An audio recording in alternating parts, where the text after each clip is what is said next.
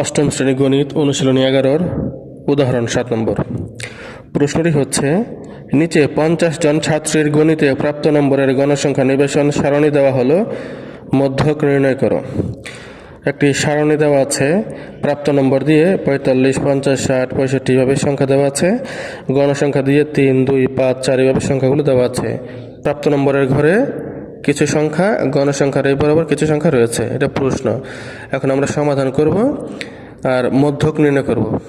সমাধান লিখলাম, লেখার পর দেখব মধ্যক নির্ণয়ের গণসংখ্যার সারণী নিম্নরূপ। এখানে আমরা একটি সারণী দেখতে পাচ্ছি। এটা কীভাবে করলাম, এই যে লিখেছি, প্রাপ্ত নম্বর দিয়ে একটি কলাম, গণসংখ্যা দিয়ে একটি কলাম, যোজিত গণসংখ্যা বা ক্রম যোজিত গণসংখ্যা দিয়ে একটি কলাম, এখানে দিতে হয় 3টা কলাম। এখন প্রাপ্ত নম্বরের এটা কোথায় পেলাম? এটা হচ্ছে প্রশ্নের মধ্যে যে প্রাপ্ত নম্বরের যে কলামটা ছিল ওই সবগুলো সংখ্যা এখানে লিখে দিয়েছি। আর প্রশ্নের মধ্যে গণসংখ্যার এখানে যেটা ছিল ওই গণসংখ্যার সবগুলো এখানে রেখে দিয়েছে। আর যোজিত গণসংখ্যা কীভাবে হয়েছে সেটা এখন দেখব। এই যে 3 প্রথমে গণসংখ্যার ঘরে যেটা আছে সেটাই লিখলাম, 3 লিখলাম, 3-এর 3 লিখলাম। তারপর 5 কীভাবে হলো মনে রাখতে হবে, এই 3-এর সাথে এই 2 যোগ, 3 আর 2 যোগ করলে হয় 5 লিখলাম। তারপর এই 5-এর সাথে এই 5 যোগ করলে হয় 10 লিখলাম এই ঘরে। তারপর এই 10-এর সাথে 4 যোগ করলে হয় 14 লিখলাম। এই 14-এর সাথে 10 যোগ করলে হয় 24 লিখলাম। এই 24-এর সাথে 15 যোগ করলে হয় 39, সেটা লিখলাম। 39-এর সাথে 5 যোগ করলে হয় 40, সেটা লিখলাম। 40-এর সাথে 3 যোগ করলে হয় 47, সেটা লিখলাম। 47-এর সাথে 2 যোগ করলে হয় 49 লিখলাম। 49-এর সাথে 1 যোগ করলে হয় 50 লিখলাম। তাহলে এই যোজিত গণসংখ্যা শেষে পেলাম 50, আর গণসংখ্যা যোগ করলে হয় 50। আমাদের মিলেছে, অর্থাৎ যোজিত গণসংখ্যা বের করে একেবারে সহজ। তাহলে n সমান 50 পেলাম, মানে জোড় সংখ্যা পেলাম। এখানে n = 50 যা জোড় সংখ্যা। n সমান কত পেয়েছি? 50 পেয়েছি, যেটা জোড় সংখ্যা।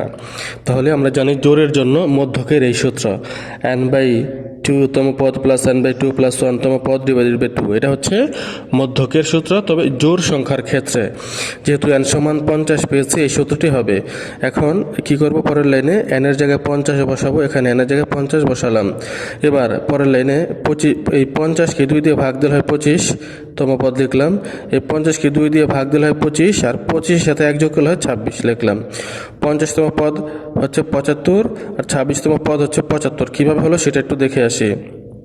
এই যেখানে দেখি আমরা যোজিত গণসংখ্যার ঘরে 25 আর 26 আছে, এখানে নাই। 24 আছে, 24-এর পর হচ্ছে 25, 26, 27, 28, 29, 30 এভাবে 38 পর্যন্ত সংখ্যা নাই। তার মানে 24 তো আছে, 24-এ হচ্ছে 70। 24-এর পরে কত? 25 তো নাই। তো 25 থেকে 38 পর্যন্ত সংখ্যার জন্য কি হবে? এই যে 75 ধরতে হবে। 25 থেকে একেবারে 39 পর্যন্ত। 24 তো আছে, 25 নাই। 25 থেকে 39 পর্যন্ত সংখ্যাগুলোর জন্য সংখ্যা ধরতে হবে কত? 75। 25 থেকে 39 পর্যন্ত সংখ্যাগুলোর জন্য কত ধরতে হবে? 75। এই যে 75। তাহলে 25ও 75 হয়, 26ও 75 হয়। তাহলে 25তম পদ 75ই হবে, 26তম পদ 75ই হবে। এবার 75 যোগ করলে হয় 150, নিচে 2। এই 150-কে 2 দিয়ে ভাগ করলে হয় 75। সুতরাং নির্ণয় মধ্যক হবে 75। এটা হচ্ছে 7 নম্বরের অ্যান্সার।